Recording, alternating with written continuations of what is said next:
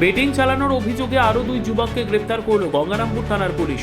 Police জানিয়েছে ধৃতরা হলেন কুণাল দাস বয়স 34 ও অপূর্ব সরকার বয়স 37। তাদের বাড়ি গঙ্গারামপুর থানার চাম্পাতলি ও কায়স্থপাড়ায়।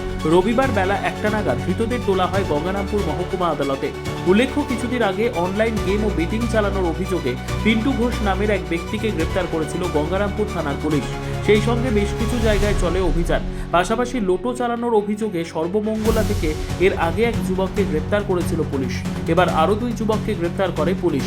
রবিবার ধৃতদের গঙ্গারামপুর মহকুমা আদালতে তোলা হয়। পাশাপাশি ঘটনার তদন্তে নেমেছে পুলিশ।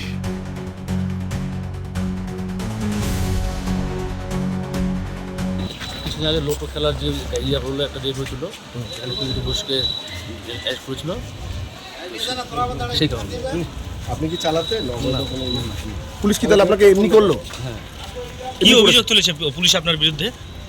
পুলিশ এরকম বলেছে যে তুমি এর সঙ্গে যুক্ত আছো। আপনি যুক্ত রয়েছেন এর সঙ্গে? ব্যুরো রিপোর্ট, উত্তর বাংলা সংবাদ।